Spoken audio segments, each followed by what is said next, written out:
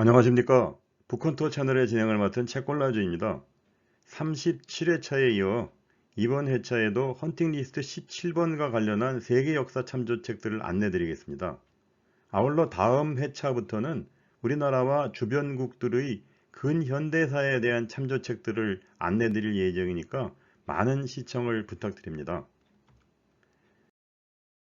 지금 화면은 이번 회차에서 세계 역사 참조책으로 선정된 3권의 책들로 오랜 시간 동안 영어권 국가에서 호평을 받고 있고 미국의 많은 대학에서 서양사의 개설서로 채택하고 있는 새로운 서양 문명의 역사란 책과 전 세계 19개국 언어로 번역 출간돼서 300만 부 이상이 판매된 바가 있는 더 타임스 세계사, 그리고 호주에서 논픽션 분야 대상을 받은 바 있는 책으로 미, 중, 일 70년간의 협력과 갈등을 분석한 미국 새로운 동아시아 질서를 꿈꾸는가 라는 책입니다.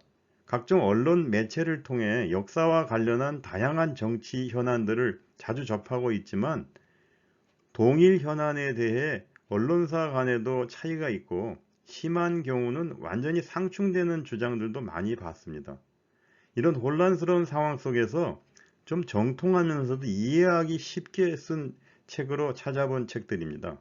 잘 정리된 좋은 역사 참조책은 지금 일어나고 있는 다양한 정치적 이슈들을 이해하는 데도 좋지만 우리나라와 주변국들의 미래를 예측해 보는 데도 많은 도움이 될 걸로 기대가 됩니다.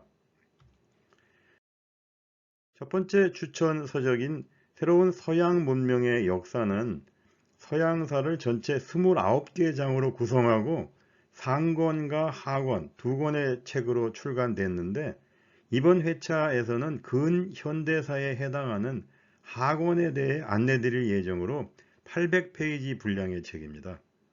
이 책은 2008년에 출판된 16판을 번역한 것입니다만 굳이 새로운이라는 제목을 붙인 이유는 1941년 에드워드 번지의 단독 저서로 처음 이 책이 간행된 이후에 3세대 저자들까지 이 책의 개정판에 참여하면서 그 내용을 대폭 수정하였기 때문입니다.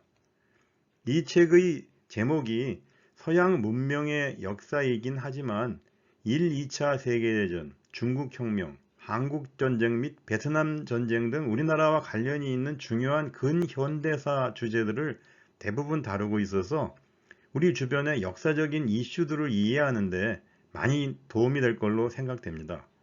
이 책의 맛보기 독서로는 27장에 있는 냉전의 세계에 대해서 살펴보도록 하겠습니다.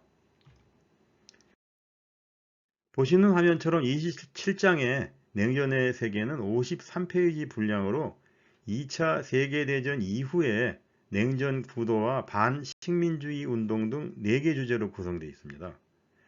이 책이 미국 대학의 역사 교재로 많이 사용되고 있어서 그런지 각 장의 시작에 앞서 몇 가지 질문을 던지고 있고 내용 전개 중 다양하게 등장하는 역사 지도를 통해서도 질문을 주고 있어 특이했는데 각 주제들의 핵심을 파악해야 답변을 할 수 있는 질문들이라 많은 분량의 내용을 읽어가면서도 긴장감을 유지시킬 수 있어가지고 좋았습니다. 냉전의 시대 속에서 우리나라는 일본의 식민지에서 해방됐지만 6.25 전쟁을 겪고 남북 분단이라는 아픈 역사를 갖게 됐는데 미국의 대학생들은 이에 대해 어떻게 교육받고 있는지 알아보는 것도 의미 있는 일로 여겨집니다.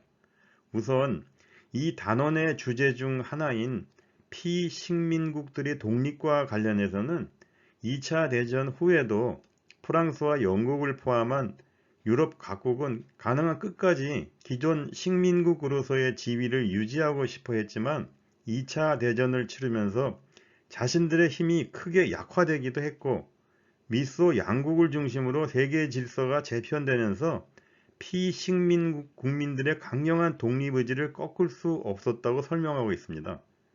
6.25 전쟁과 관련해서는 메가더 장군이 인천 상륙 작전으로 전세를 일거에 만회시킨 공이 크지만 그 이후 북진을 계속 밀어붙이며 중국 공산당을 응징할 수 있는 권한까지 트루먼 대통령에게 요구한 것은 무모했다고 설명하고 있습니다.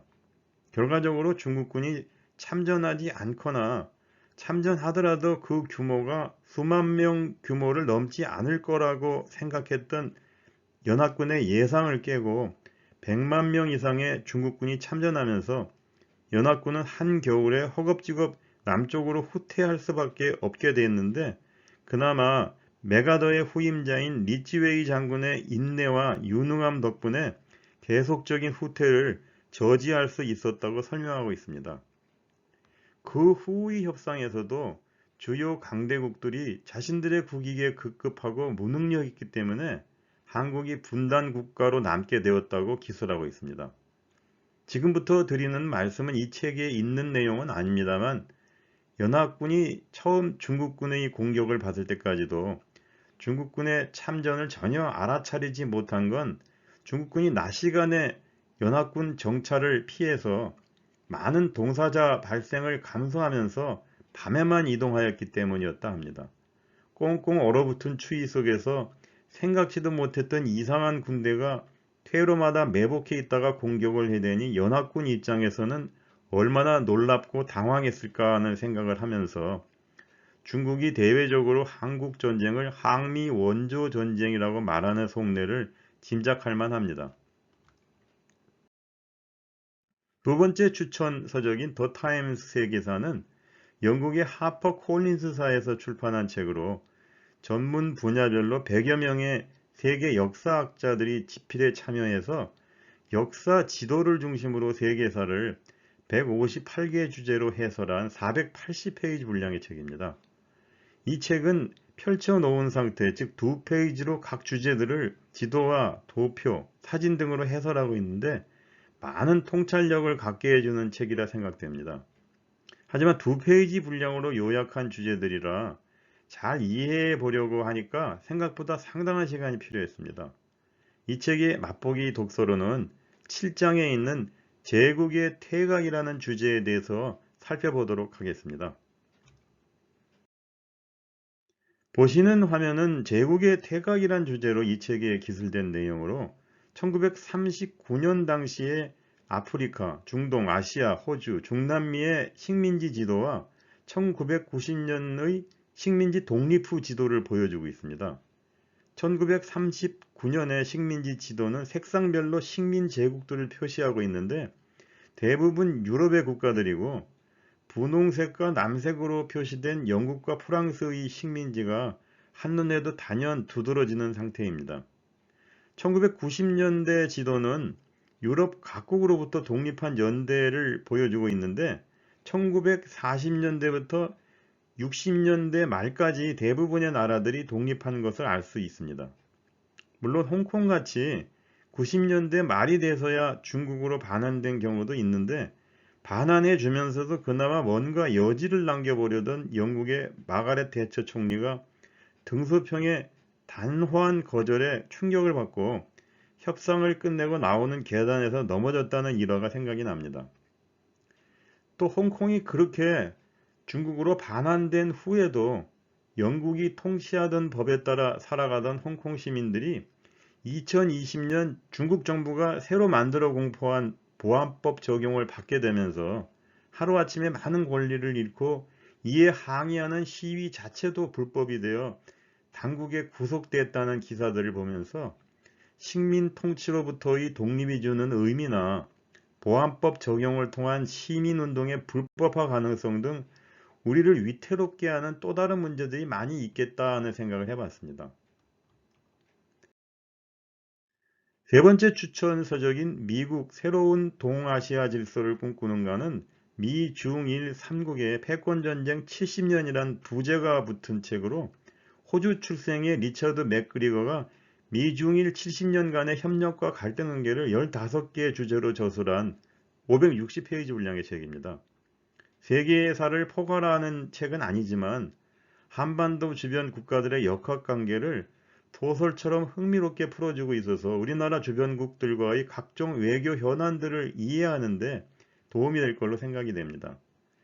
저자는 베이징과 워싱턴의 지국장 경험과 최근 공개된 미국 정부의 문건, 그리고 일본의 외교 기록 보관소의 문건들을 바탕으로 미중일 70년간의 교류와 갈등을 흥미롭게 풀어낸 공로를 인정받아서 2018년 호주에서 논픽션 분야 문학상을 수상했는데, 역사 속의 인물들의 구어체 표현을 그대로 인용하는 부분도 많아서 친밀한 느낌이 들었습니다. 참고로 이 책의 첫머리에 현 정부에서 외교안보 브레인으로 많은 활동이 있었던 문정인 교수가 13페이지에 달하는 해제를 붙인 게 특징인데, 책 전체의 윤곽을 이해하는 데는 많은 도움이 됐습니다. 이 책의 맛보기 독서로는 우리나라를 포함해서 미중일 간의 다양한 주제들을 다루고 있는 5장의 역사의 가마솥이라는 주제에 대해서 살펴보도록 하겠습니다. 보시는 화면은 역사의 가마솥에 대한 내용으로 31페이지에 걸쳐 하나의 중국에 대한 입장 등 7개의 다양한 소주제들로 구성되어 있어 가마솥이라는 제목을 붙인 것 같습니다. 이 주제들은 현재도 진행형이거나 미래에 현안이 될 가능성이 높은 사안들이 많이 포함되어 있어 한중일 3국과 미국의 외교 여건에 따라 변경될 가능성이 많습니다만, 당시의 구체적인 외교적 협의 내용들을 소개하고 있기 때문에 우리나라를 둘러싼 현재와 미래의 외교 현안들을 이해하는 데 상당한 도움이 될 걸로 생각됩니다. 이 책에 따르면 우리나라와 유사한 입장이지만 중국은 일본의 중국 침략으로 인해 5천만 명의 중국인이 죽었고, 일본은 독일의 유태인 학살에 버금할 정도로 잔혹했다고 비판하면서 가능한 일본이 과거사의 늪에 깊이 빠져버리길 희망하고 있습니다. 일본의 총리는 주변국들이 그렇게 싫어하는데도 자국 내의 극우파 입장을 고려하지 않을 수가 없어서 비공식적으로라도 야스쿠니 신사참배를 계속하고 있고, 오히려 미국 대통령의 히로시마 방문 등을 권고해서 일본의 원폭 투하에 대한 한마디의 사과라도 받아보려는 마음이 많지만, 미국은 원자탄을 투하하지 않았다면 훨씬 더 많은 미국의 젊은이들과 일본인들이 죽었을 것이라는 입장을 밝히면서 사과할 계획이 없다 하는 것을 분명히 하고 있다 합니다. 그러나 국제적인 냉전이 끝난 상황에서 미국이 일본을 멀리하며 중국과 일본이 친해지도록은 애쓰지 않을 것 같습니다. 왜냐하면 동아시아에서의 미국 역할이 그만큼 줄어들면 오키나와 등에 주둔하고 있는 미군의 필요성도 도마 위에 오를 것이기 때문입니다.